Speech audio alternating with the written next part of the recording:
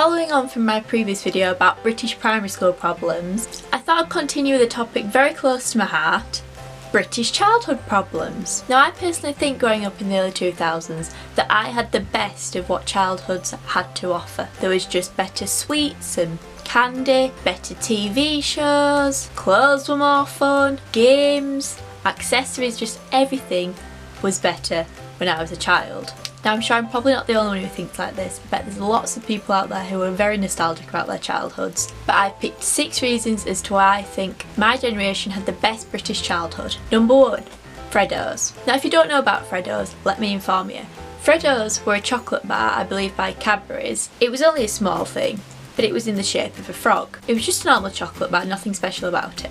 But what was amazing was that they were only 5p. If you saved up some pocket money that week, you could buy so many Freddos and just be the chocolate king or queen of the school. But something changed as I started to grow up. And what was that, you might ask?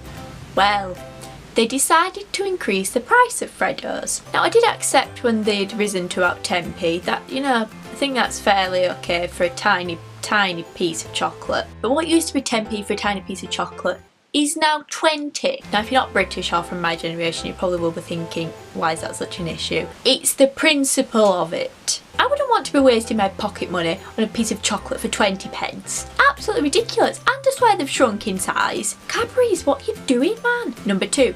And speaking of things crushing my childhood, the closure of Woolworths. Now, Woolworths used to be a massive store chain in the UK, and it used to sell various things from clothing to sweets to games to toys. It just sold anything a child could want, basically. But what happened on a fateful day in 2009? That's right, they decided to close them. I have a big portion of childhood memories from going in that shop. My parents used to get me Ladybird clothing from there. Who remembers Ladybird, people? Used to be able to get a pick and mix from there. It was just a childhood dream. You can't buy sweets or clothes from Toys R Us. And 2 memories of mine which stick out about Woolworths, which aren't actually memories because I can't remember doing them because I was so young. But you know, was the time I apparently smeared chocolate ice cream all over their windows. Sorry about that. And also the time I managed to, again as a 3-year-old, prize apart a security tag. You know them great metal things so you can't steal valuable items? Yeah, I managed to get one of them off as a 3-year-old. How now I'm not working for the FBI, I'll never know. So essentially, when Woolworths was demolished, so was a piece of my heart. Number 3, sticking on the retail theme, Argos.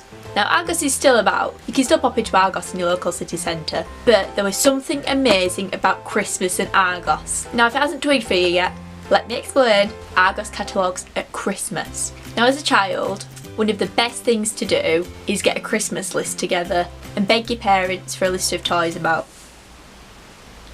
this long. And Argos pretty much sells everything, doesn't it, really? From kitchenware, bedroom, all home accessories and other stuff, as well as lots and lots of toys. As a kid, for me, it'd be getting on for about September, October, and I'd start creating my list. And I was that giddy that early on, yeah, I'm aware. But the first thing I'd do is flick through an Argos Christmas catalogue. And I feel sorry for kids nowadays because everything's done digitally on computers and everything, so they don't have the joy of flicking through an Argos catalogue and picking out the most enticing looking toys to get. For me, it'd probably been anything remotely Bratz, Barbie, Polly Pocket related. Let me know down in the comments what type of toys you would have liked, or what you even got at Christmas and what was your favourites. I remember one time we went, and I was probably about 7-year-old, and we went to go pick up some Barbie roller skates, I think they were, and came home, and what did I get instead? A McDonald's cashier set. Yes, that's what every 7-year-old girly girl really wants, a McDonald's cashier set. You know those plastic things you have as a kid where it's all fake money? So you can imagine how distraught I was to come home and think, oh, I'll get to learn to skate around in my new Barbie roller skates. Ah, McDonald's. Instead I got given McDonald's related items. It's what every child wants really, isn't it? Though considering how obsessed I am with their food now and how little I actually use those roller skates, it'd probably been worth it to keep that cashier set and not trade in for the skates.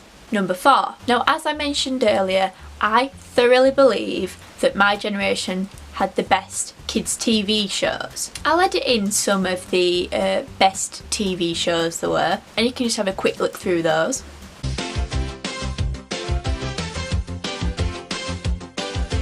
Yeah, there's a pretty big list. From when I was younger, it started off with like Teletubbies, Tweenies and all that. And as I got older, I then watched CBBC and I watched shows like Arthur, Dick and Dom, the Chuckle Brothers. Not Blue Peter though. Did not like Blue Peter. If it came on, I walked out of the room, just could not get on with that show. But one of my favourite ultimate childhood programmes, which I would physically run downstairs to go watch, and if I missed even 10 minutes of it I would be in tears, was Dick and Dom. You know, these guys who would scream in kids' faces and pour all kinds of disgusting gloop, from custard to gravy to, I can't even imagine, all kinds of slime over their heads in a bid to win prizes. It was such a stupid show, yet at the same time it was probably the best thing I've ever seen in my life, and still is. From them shouting bogies at the top of their lungs in the most inappropriate places, or to the fact the show ended up being brought up in Parliament as they thought it was unsuitable for kids.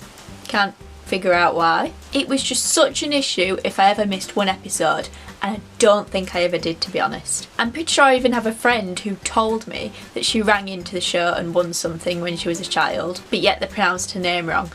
So, sorry about that, Aisha. Number 5. As I mentioned earlier, I think my childhood had the best games around. Now, I wasn't really into consoles or anything, I played just on my PC. I also had all the Nintendos, you know, Game Boy Color, Game Boy Advance, then it came to Nintendo DS. I had all them, and I even found my old Nintendo the other day, and a wash of nostalgia just came over me because of the amazing games I used to play. I'm pretty sure I had a Shrek game, I had a Simpsons game, Simpsons Hit and Run. Oh my god, who remembers that? That was literally the best game I think I've ever played in my life. I think if I played it now, I could probably just go on it for hours and just not give a crap. It's so good. But I'm pretty sure 2 of my favourite games of all time, though I'm not sure one of them is classed as a game, but we'll see, was Tamagotchis. Yes, I had them before they were all digitally enhanced and could be connected to the internet, because why would I play Tamagotchi with my friends? It was just a blob. It was such a silly little blob that you looked after, but it was my blob all the same. And The Sims. Now, my favourite Sims out of the series is probably Sims 2. I like Sims 3. The first Sims I could barely get to work on my computer because it was like a Windows 90 something and it was so old and crap. Let's not even go there. But Sims 2, ugh, I spent way too much of my childhood on that game. Like a stupid amount. Like, I'm surprised I even had friends, I'd be on it that much. But my childhood was full of the best games there was, and still is. Number 6.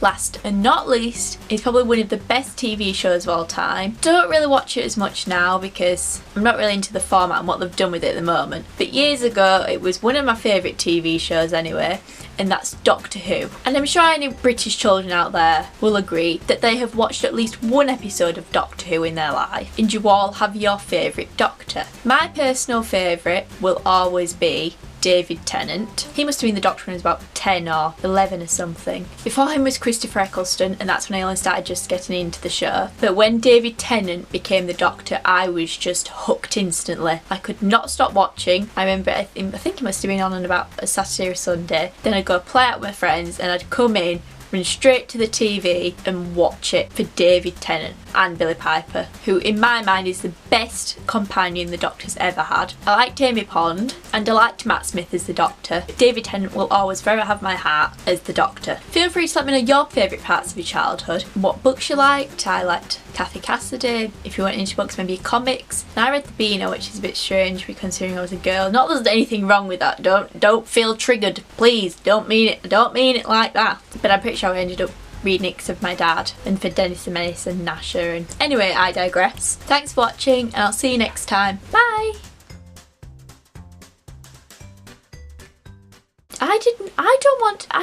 So essentially when Woolworths was demolished. Try saying that 5 times over. When Woolworths was demolished. When Woolworths was it was so good. Why is my neighbourhood always so noisy, for God's sake? I just can't be bothered with yous. Right, if we can please just ignore the banging that's going on. I considered shouting bogies at the top of my lungs, and then I remembered that my neighbours were in, and then I remembered I think they hate me enough as it is already.